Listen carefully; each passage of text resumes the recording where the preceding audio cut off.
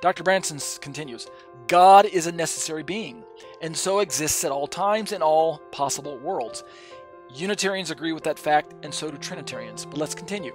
So, Branson says, if the one God is essentially a father, that is, if fatherhood is what Gregory of Nyssa, this is one of the church fathers that he's referencing, is what Gregory of Nyssa would call God's idioma, right? Roughly what we in analytic philosophy would call God's individual essence, right? So if being labeled as father is part of the, not just a title of God, but is actually part of God's essential nature, right? His idioma.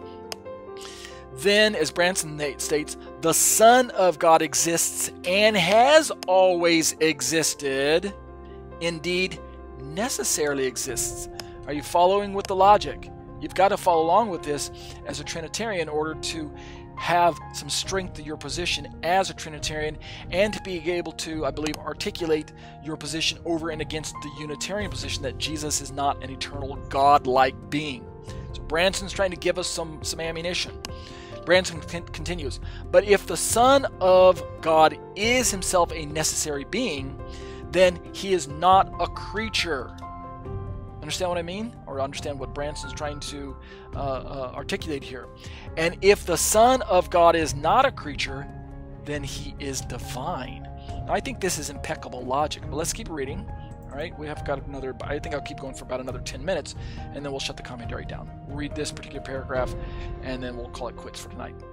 Branson continues, whether or not Trinitarianism is defensible logically, metaphysically, biblical, or what have you, right? Let me just stop and remind you that in common modern discussions of Unitarianism versus Trinitarianism, it is often the case that the objection from the critic perspective against Trinitarianism, that is to say the Unitarian critique of Trinitarianism or your garden variety skeptic approach to Trinitarianism, is typically a criticism of the logical, metaphysical, or biblical information that's present. So one of the ways that we can help defend our position as Trinitarians is to demonstrate how our position is not illogical, how it is not hopelessly metaphysical, that is to say unarticulatable, that as we can't explain it, we simply have to we always have to pull out the Mysterian card and say,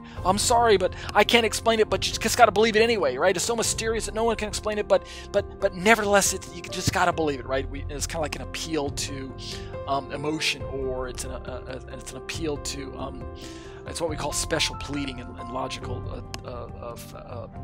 fallacies.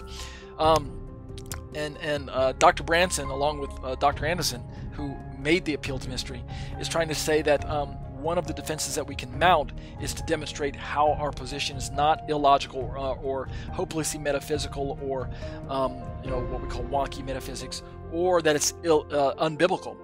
Right. So whether or not our position is defensible, according to all of those definitions, which are of course typically are the what we call the logical, the metaphysical, or the biblical, those are typically the areas that Unitarians attack when they're trying to critique and reject Trinitarian theology. They're trying to say, hey, your position as a Trinitarian is illogical, the math doesn't line up, or your position as a Trinitarian is hopelessly metaphysical, you're too reliant upon mystery, and you expect me, the Unitarian, to accept your position simply based on Mysterian or mystery, or at worst it's unbiblical, right? That's what a Unitarian critique usually is focused on.